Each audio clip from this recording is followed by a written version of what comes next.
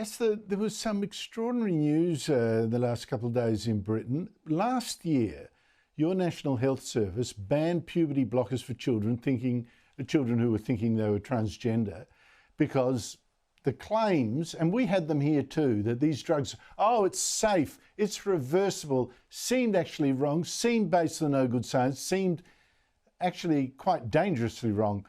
Now, your same health service is actually going to use up to 220 children as guinea pigs. They'll give some of them these drugs, some of them not, and then see what happens.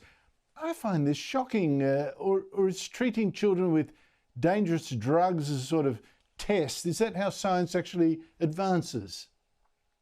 Well, if you're ever sort of in doubt about the kind of groupthink in many scientific communities across the world, or the developed world, this is probably the biggest example, because I'm surprised that this has even got through an ethics committee.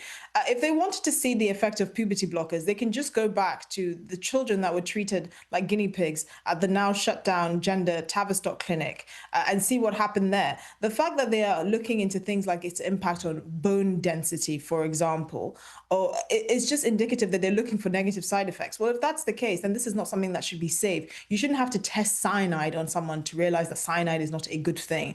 And the most surprising thing is what they say they're investigating, which is gender incongruence, which is the new fashionable way of saying gender dysphoria. The term keeps evolving. We don't even know what's the acceptable term now. But instead of actually investigating the cause of gender dysphoria or this discomfort with one's gender, they're looking for ways to treat it that clearly have very negative side effects. They can just go back to all the children that were treated at the Tavistock clinic and see the impact on them. Why did they have to test a new set of kids? And they don't even have any boundaries in terms of age limits. So these are prepubescent children. So something from as young as the age of 10 or 11.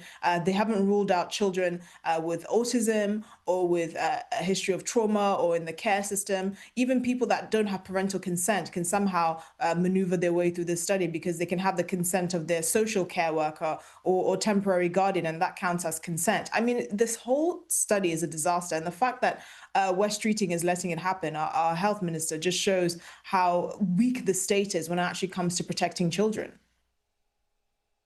Absolutely, and how determined the lobby is to keep treating them, keep using them as pawns in their ideological games. Esther Krakue, thank you so much for your time.